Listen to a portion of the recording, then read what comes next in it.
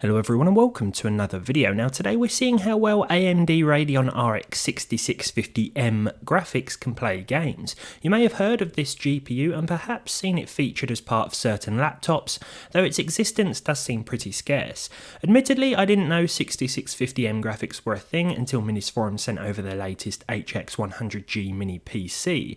This one has an 8-core 16-thread Ryzen 7 7840HS and can be purchased as a bare bones unit or configured with 32 or 64 gigs of DDR5 with a 1TB M.2 PCIe 4 SSD. I'm assuming that the 6650M graphics will be a little snappier than the 6600M found in the HX100G we looked at a while ago, but I'll be sure to run a comparison soon. Around the HX100G itself, we have two HDMI 2.1 ports capable of 4K 60Hz, two USB 4 capable of 8K 60Hz, as well as USB 3.2 Type A and C. We also have a 2.5 gigabit Ethernet port, as well as Wi-Fi 6 and Bluetooth 5.2. Now, as always, it's important to point out that mini machines like this aren't going to appeal to everyone. They lack the traditional customization that desktop PCs provide and aren't quite as convenient or portable as a laptop. Personally, I like having it set up in the office, or as it's more commonly known, the spare bedroom, as part of a space-saving editing rig because it's more capable than my laptop and runs far quieter. A lot quieter. Plus I can play games on it when I want to without emitting jet engine-like acoustics. The last thing I want to do is make this sound like a sales pitch because everyone's needs, budgets and tastes are different. What I'm most interested in, as I'm sure you are, is the gaming capabilities of the HX100G and the 6650M GPU, a somewhat lesser known discrete solution that in this case won't be at the peril of unavoidably high temperatures that more compact laptop enclosures might bring upon it. So let's get into the games.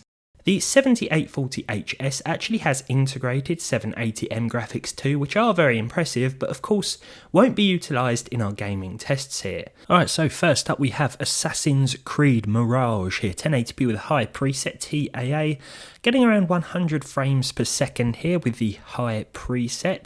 The 1% low was 56 and the 0.1% low was 36. There were definitely a few little dips and drops here and there.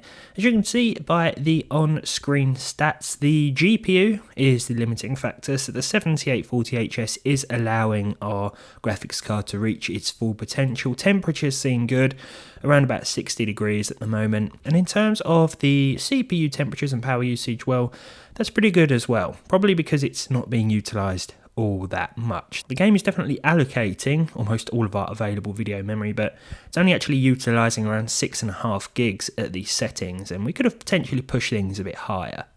Now, I've added Baldur's Gate 3 back into the benchmarks because a lot of you were asking for it. Now, I've got to be honest, I don't really have any idea what I'm doing. I've never played the other games, but I do want to try and get into it because from what I've played so far, I've sort of hurried through a little bit to get to this point just for benchmarking purposes, but I do plan to start again and actually play properly because it seems like a really interesting game, and as someone who's got no previous knowledge of these games, it's something that I really do want to get into, so hopefully I'll be a little further along next time I benchmark this one. Here though, with the high preset and TAA, we were seeing 86 FPS. Now, this can be more demanding than it looks, and I've heard in certain areas this performance will dip a little more too. 100 watts of power for the GPU here. We're being fully utilised once again for the 6650M. The 7840HS is just hanging back, and temperatures once again for the CPU and GPU are both very reasonable. And the CPU is using less than 40 watts of power, but I think maybe we could have pushed things a little higher, but this sort of gives us a bit of headroom just for those more intensive areas where we might see a few more drops to the high 60s, perhaps a little lower. Now, of course, I used to say that Counter-Strike Go was more CPU intensive, but when it comes to CS2, well, this can certainly take its toll on graphics cards. Here though, it's not really all that demanding at the lowest settings. The settings I tend to stick to in order to get the most frames from this game. I need all the help I can get, but with a system like this, which features a Ryzen 7 and 6650M, you're not going to have any issues, and if you wanted to, you could certainly push things higher. For those of you with high refresh rate monitors, of course, you may want to keep things as low as they can go, but no trouble overall for our system and this game.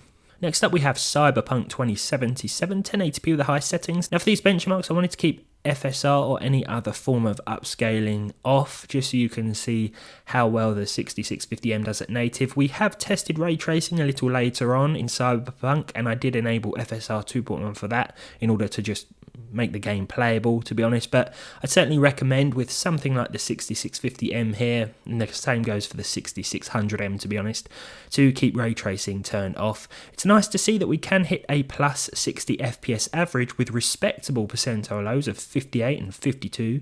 The 6650M as a 1080p gaming solution is certainly pretty capable.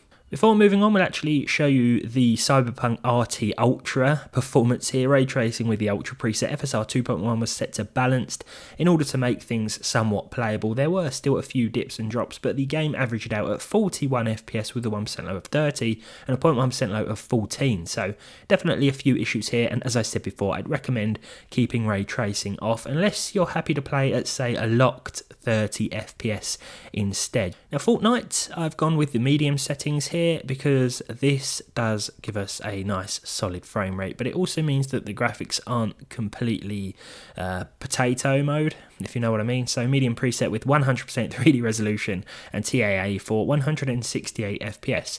A few little dips and drops here and there. These sort of even out the longer you play. Not much else to say about Fortnite because on a graphics card like this and a system like this, it is certainly going to be more than playable, and it will allow you to remain competitive with these settings and frame rates. GTA 5 is getting on in years now, certainly an older title with the highest settings here and the advanced settings set to their respective highest too, all with FXAA enabled. We were seeing 116 FPS on average with a 1% low of 84 and a 0.1% low of 76, so a nice consistent gameplay experience. Of course the CPU clock of the Ryzen 7 isn't really hitting its peak here because the GPU is once again the limiting factor, and the CPU doesn't really need to work all that hard. Now I had to include Kingdom Come Deliverance here because it's one of my favourite games, and at 1080p with the very high settings, the HD textures and the lighting set to medium just to alleviate some of the dips and drops, we saw 125 FPS, so I think we could have gone with the dreaded ultra settings here. I was just trying to account for some of the drops that did still remain. It's just a shame that I still suck with the bow and arrow all these years after release, but it's running nicely on a 6650M, and as you can hear now, I'll just play a quick clip. The system still isn't getting too loud either, which is always a bonus.